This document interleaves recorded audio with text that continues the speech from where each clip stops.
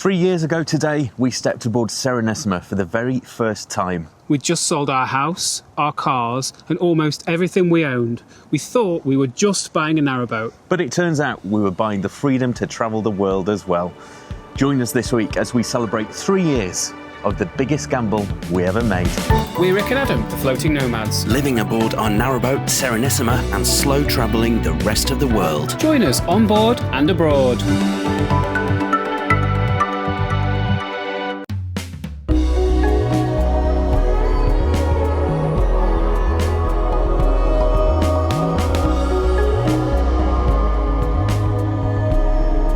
Hello and welcome. Hello.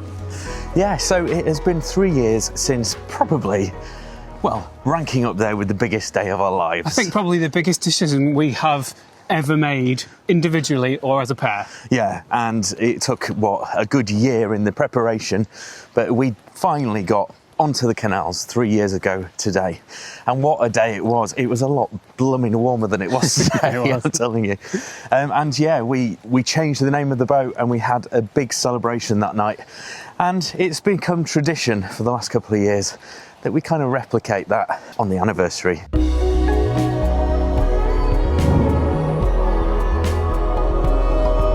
There is an awful lot of superstition that goes along with changing the name of a boat. It's supposed to be very unlucky unless you do a few certain things.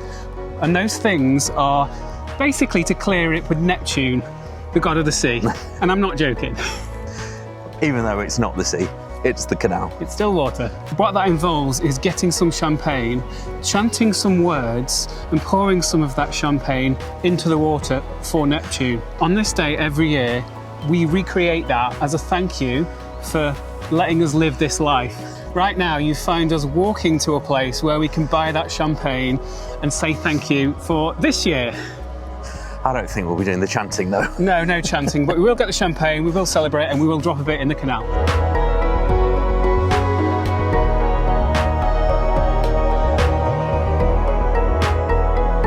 Nice to not have to be doing locks today.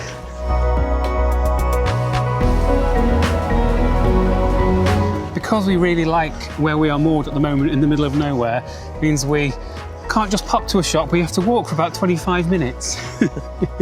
Gets the steps in for the day. It does.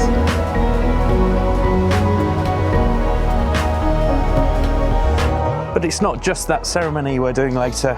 We're also going to think back and talk you through that big decision and exactly what that's meant for us. Yeah, basically, we used to sit in a house in our jobs and dream about the life we've got now. When we sold the house and bought the boat, we weren't even expecting what we've got now. It's like better to a factor of 10 than what we were expecting. Yeah, something miraculous happened and we really didn't expect it.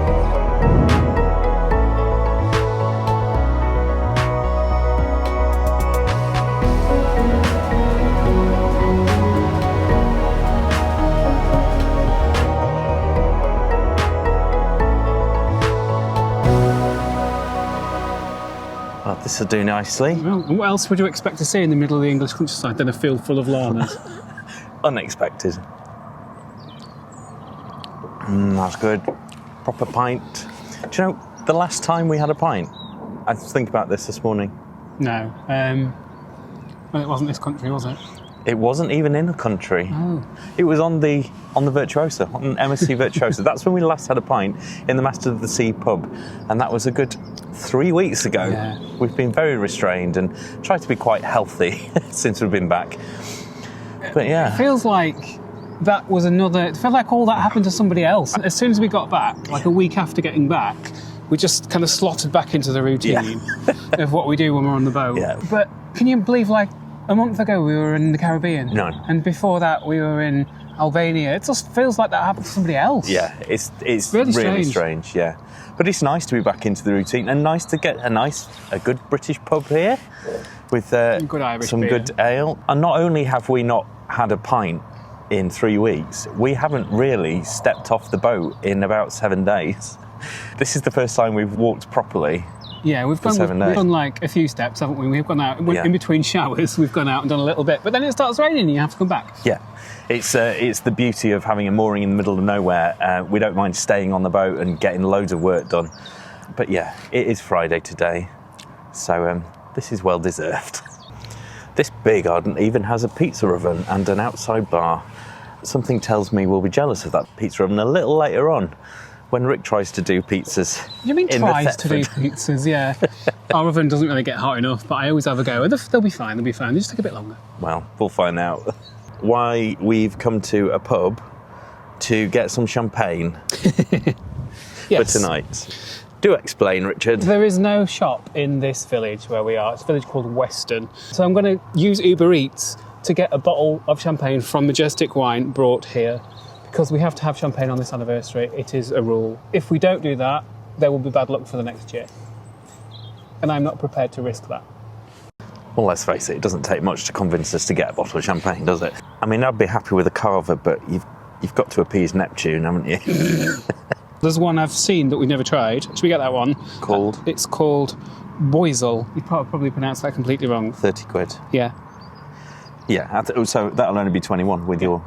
That seems better. Let's get that. It's in the basket. Okay.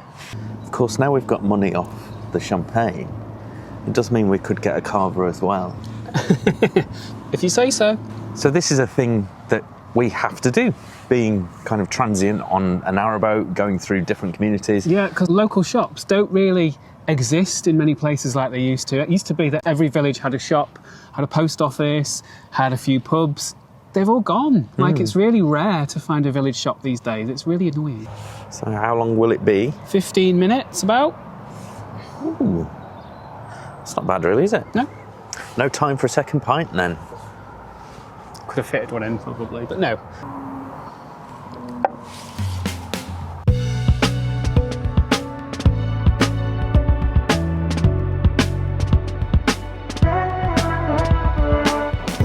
So we always use the description in the delivery because we have come foul of that before we did detailed descriptions. People bring it into the pub. No. Quite embarrassing. We've just said we shall wait for you in the car park at the front of the pub.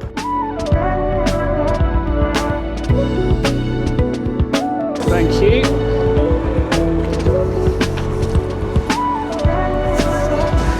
Not packaged. Yes. I think you should put it in there. I think I will put it in there, yeah.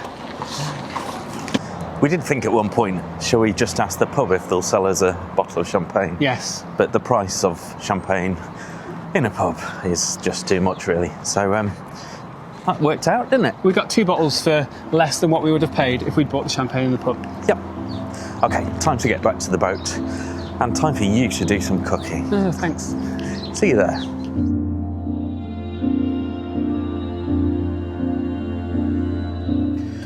So what's the plan? What are you doing? So first I'm going to make the pizza sauce, let that cool, then I'll make the pizza dough, let that rise, then I'll assemble the pizzas and then we'll have them. So that is a teaspoon of brown sugar, tomato puree, minced garlic and a tin of tomatoes. And we let that boil away until it gets really thick and then let it cool.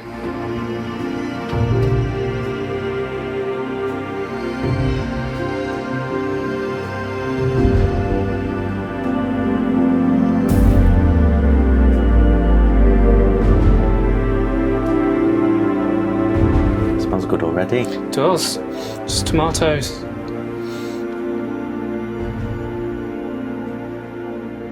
It's quite a sticky dough because it has to be for pizza. But we'll cope. It's been ages since you've made a pizza. It's been ages, yeah. I think you did try it in the Thetford and it didn't turn out that great, so I don't have high hopes. Well, we can see, can't we? We'll see. I've forgotten about that. So today is a special day? It is a special day, but I suppose before we talk about how our lives changed, let's talk about what they were like in the before times, so what we moved from. Because it was quite ordinary. Yeah. I was a teacher. Yeah. You were head of marketing. I was head of marketing for a company. So we both had quite good jobs, didn't we? Yeah. Both quite responsible jobs.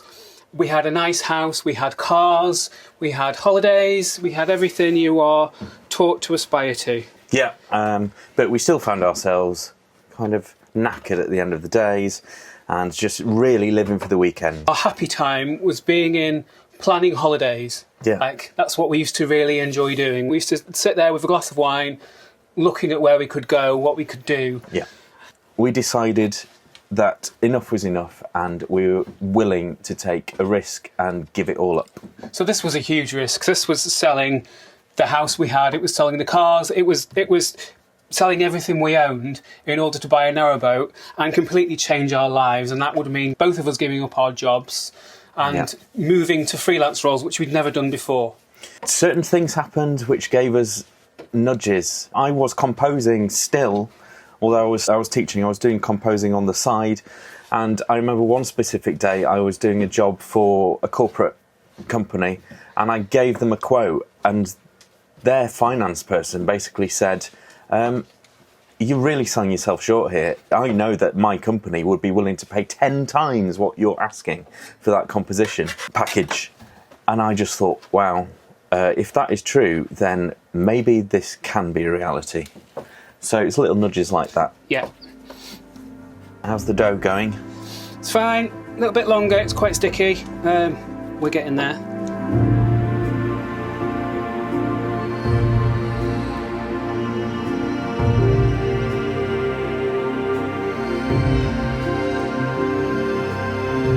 But as soon as we'd made that decision, it just felt obvious. We were sitting there. It was in Malta where it happened. We were sitting there and it just felt like more of a risk not to do it than to do it. And I know that sounds ridiculous. some people we told that we were about to do this, they tried to highlight how much of a risk it was. Yeah, they basically said, we think you're absolutely bonkers. Yeah. Because you're gonna sell your house, you're gonna give up your jobs. Steady careers. Yeah, for this dream of a narrowboat. I guess like what Shirley Valentine's family would have thought about her living in Greece. But once the decision was made in our heads, there was no stopping us. Probably within 6 months, it was all done in terms of quitting that life. We hadn't got the narrowboat then. That took a bit while longer for one reason or another.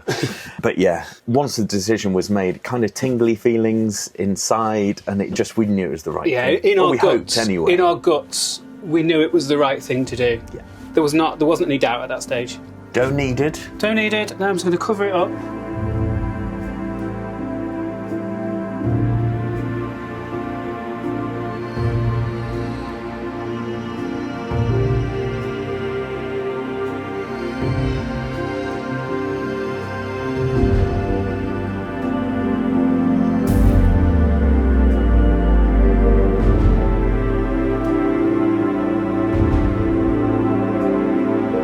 Square pizza then? Yes, Square pizza. Square pizza, because this is the maximum size we can fit in. If we had round ones, they'd be really, really small. Quite Italian, isn't You know, it? there's a place that does square pizza in Venice, isn't there, where you go and buy a little slice of it and it's cut with scissors? Yeah. I like that. Yeah. So we made the decision and we eventually got on board Serenissima. 3 years ago today. Yeah. Which is, but when we first got on board, blimey, those first few months are so steep as a learning curve. Yeah, there is a lot of things about boat ownership that they don't tell you before you buy one. And because you're not just buying a home, you're buying something with a massive engine. And if you don't really know what you're doing with engines, like I didn't, it can be quite scary. And I'll let you into a secret. The first 2 or 3 weeks, and I didn't tell Rick till about 6 months after this happened, first 2 or 3 weeks, I was thinking we'd made the wrong decision. And I was panicking about everything and I didn't want to be on board. Yeah. But we've got past that, obviously, and it's the best decision we've ever made. There are lots of negatives with living this sort of a lifestyle. Like the engine is one. You're better with it now, though. You can change the fan belt and things now. You couldn't do any of that when we first moved on board. One of the things that annoys me is basically other people. So hire boaters get a really bad reputation. A lot of that is deserved. Hire boaters, yeah. So they don't slow down when they go past you. The rule, and it's not an unwritten rule, it's a proper rule, is that you go to tick over, which is just no revs when you are going past a moored boat. Yeah, because especially like we are here, we're on pins, hammered into the ground. If a boat goes too fast past you, they will come out of the ground and you won't be moored up against the bank anymore. Yeah, and the other thing that happens is that your boat moves so wildly that stuff falls over. So more than once, all the glasses have fallen over in the cupboard because someone's gone past too fast. Smashed, And it's really, really irritating. It's a little pet peeve. Yeah. Oh, and talking being moored up, the towpath. It's all right now. because we're on our way to summer, but in the winter, it's just muddy. And it's not particularly the cold in winter, it's all the mud. And that's why it's good for us to get away, especially in the winter. It really gets you down. It's really hard not to bring that mud back into the boat. Everything feels dirty all the time. It's just unpleasant. Yeah, beautiful crisp winter days are really good, but they're mostly not like that. They're mostly damp and grey and wet, and it's not nice. Now, something we're seeing more often these days are stoppages on the canal. So if something goes wrong on a canal, like a lock breaks or a bridge fails, it means the canal gets blocked, basically. It means you can get trapped, you can get stuck. Yeah. How's the pizza doing? It looks very nice. Nearly done. What have we got? So we have red pepper, chicken, jalapeno. I'm going to put some barbecue sauce over the top as well, but I think I'll do that when it comes out. Okay.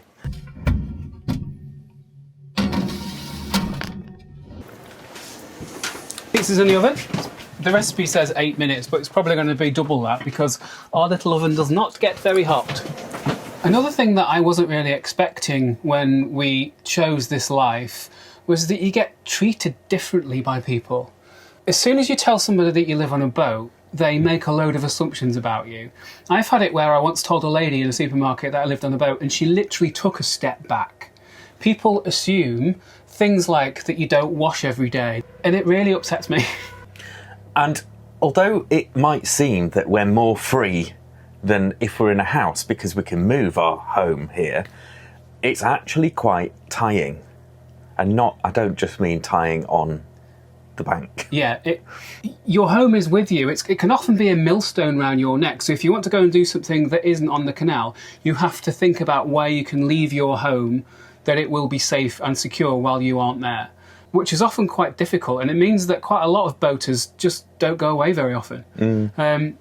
Because when we had the house back in Leeds, we had lovely neighbours that would make sure the house was fine. Yeah. You know, we'd give them a key and they'd make sure everything was great. But we don't have that here because we don't have specific people that we travel around with. Our first year, we decided that we wanted to go abroad. I think we wanted to go to Venice. I think that's what it was, wasn't it? Like we've moved on to a thing that is named after Venice. And then we realised that getting there wasn't as easy as it was when we lived in a house. And at that point, we thought we'd made a massive mistake. Is this just going to be a millstone round our neck? So what we did, we put it in a marina for 2.5 weeks, I think went to Venice for. And that was where the kind of breakthrough happened. We realised that suddenly, for the first time since we bought the boat, we were free. We could go anywhere. The boat was fine. So what did we do on that trip? Well, of course, we didn't come home after 2 weeks. We realised when we were there that we didn't need to. We rang the marina. They said, yeah, it's free for as long as you want it. So we spent a month then in Malta. Didn't end there. We wanted to go back to Venice. So we went back to Venice for 2 weeks. So a 2-week holiday, which we thought we were going to have, turned into an 8-week trip. And that was because of the realisation of, why do we need to go home? But we couldn't do that when we had a house. Even if you're not there, your house still costs you money. You still have to pay your gas bill, you still have to pay your water bill, you still have to pay your council tax, you still have to pay your mortgage. This boat is completely ours. We own it outright. And the only thing we have to pay when we're not here is the mooring fee. So it's really easy to compartmentalise that and therefore justify even more time away. So that was the turning point, and as you know, we've just come back from 5 months away, which has been our longest time we've left the boat, but she did really well. So it's not going to stop us going forward. So it's really changed our lives. The realisation has been life-changing for us. It's kind of what we'd always dreamed of. When we were in our jobs, we used to watch travel TV all the time and dream of being able to go around the world. But we live that life. We haven't just done it once for a year or so. We do it constantly. Yeah. So when we're here in the UK, we work when we're on the boat, and as I said earlier in the episode, we very rarely leave it so that we can go away all around the world. So actually, Serenissima has done the opposite now. We used to think she was tying, but actually she is the reason we can do that now. She's become the reason that we are so free.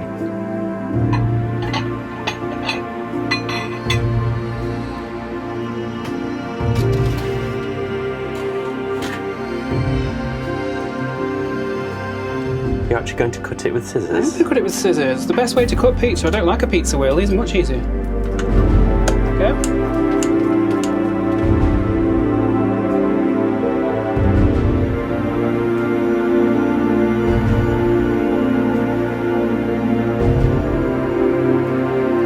Very nice. Good dough. Barbecue sauce makes a difference. I like it. Very good. So, let's talk about what we love about this life. What's the best thing for you? That it's a dream fulfilled for me. Being able to travel whenever, basically, we want. And not just in this country. Just abroad, we can just put the boat away, leave it, go abroad for as long as we like, usually. That's it's been my dream for years and years. Yeah, I'm exactly the same. It's being able to go to different countries that you wouldn't expect and not just spend 2 weeks in them, you know, spend 2 months in them. It's what we've certainly discovered about travelling over this last 5 months is that we feel really privileged that we don't have to just go to a city for 2-3 nights at a weekend like we used to do. We can visit a city for, you know, a week, 10 days and really get to know it rather than just landing in a place and ticking off the tourist sites, leaving again. Like we never wanted to do that. But we are so grateful that we can do that. And that is the best thing about this. Yeah, it's agree. taking our time. Slow travel is amazing. And the other bit is the narrowboat bit, which we love as well, because you see bits of the country that you wouldn't see. Like where we are right now, there is no road. Yeah. Unless you're walking down that towpath or in a boat, you don't ever see this. Like there's a whole field full of baby geese over there. Yeah. We see kingfishers every day. The nature side of it is amazing. And when we mean every day, we see kingfishers every day. Yeah, we do here. Because we live basically in the middle of nowhere most of the time on a boat. That's quite a common occurrence. We're so lucky, aren't we? We're so lucky. It's a testament that when we're away and in these fantastic places, you know, like the Caribbean that we've just been to, a little bit of us still is excited. A lot of us is excited. Not a little bit. It's to come back and still be on the boat. And I don't think it'd be like that if we were living back in our house and having to do the routine. This will always be our home, and it's good to have one. I wouldn't like to do the full-time travel thing without having a base to come back to. It really does make a difference. But there are some downsides to this life. And the first one I've got to say is the social circle, the family and friends that we've got. Because we move around so much, whether that be in the UK or whether we're abroad, we don't get to see our people too much at all. It's really hard to arrange to see someone. Everyone assumes, because canals go through towns and cities all over the country, everyone assumes it's just really easy. You just rock up, you can meet people, and then off you go again. It's not like that. It's a headache. It's such a headache. The logistics of us trying to get to that town at the right time is staggering. It's not the town that's the problem, it's the day. So someone will say, can you meet me in X town on this date? And we'll be like, probably. If you arrive in a town, you've got to make sure you've got water for the time you're going to be there. You've got to make sure you've got somewhere to empty your toilet. There are so many. Town moorings as well. Town moorings are not 2 weeks, they're usually 2 days. It's hard work. Because we don't have a car, that makes it even more difficult. We know lots of narrowboaters do still have a car, but we've talked about it and it just won't work for us. It's a thing that will tie you. Yeah. You always have to go and get that car and bring it to where you are. So my next one is that we can't really have a dog. If we lived on the narrowboat full time, yes, of course we would be able to. We did have a dog, Toby, when we lived in Leeds. And Charlie. Yeah, and Charlie. We had 2 dogs when we lived in Leeds. But Toby died just before we made the decision to sell the house. And we'd love to have a dog on here, but we can't because we're away 5 months of the year. You can't travel internationally with a dog. So it's just one of the things that we've had to give up. For now. For now. This one is more of an annoyance than anything else. So not having your own bed for half of the year can be an issue. Like, you know, we turn up at an Airbnb, you don't know how many pillows you've got, you don't know what the bed's like, you don't know whether the pillows are any good. We have turned up at places and the bed's just been awful. Since we got back on the boat a couple of weeks ago, we haven't slept as well as we have. Yeah, we've slept. Look at me. We've slept so well since we got back here. It's just like having your own bed and your own duvet and your own pillows is not a small thing. But despite all those I'm going to call them negatives. That No, you've they're been just listing off. they are points to consider before you choose this life, is what they are. It's a pretty good life. Yeah, we wouldn't we wouldn't We change love it. We wouldn't change Absolutely love it. it. One thing that I always find funny, like because we've moved on 3 years since we first did this, when people ask you where you're from, either in this country or abroad, we used to kind of painstakingly explain what this life was, and people just used to not really Glaze understand. over. Yeah. So now, when people ask us that question, we just say Leeds. Yes, we're from Leeds. It's just easier. But not having a name for this type of life where we live on a narrowboat and then we live more than half a year at the moment abroad and nomading, it's really annoying. We can't just say, oh, we do this, and everyone will be like, oh, you're those type of people. We can't label it. We can't label. Well, we could. We're floating nomads. So maybe we have just labelled it.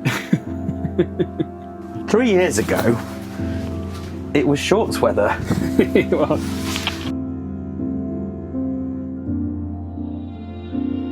Well, can't drink it if it's not open. Right, I'll open it. How do you think you say it?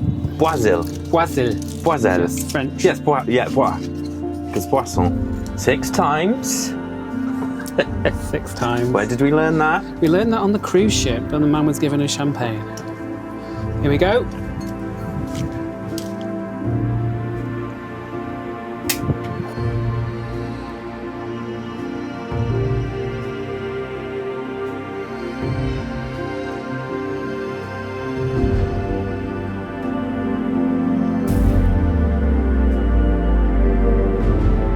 Little tiny bubbles.